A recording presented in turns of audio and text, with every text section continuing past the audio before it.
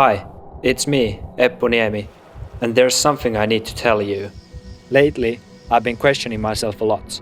Like I'm not sure, is this the right or wrong thing to do? But for some reason, I really need to do this. It makes me nervous and gets me excited at the same time. It makes me feel so alive.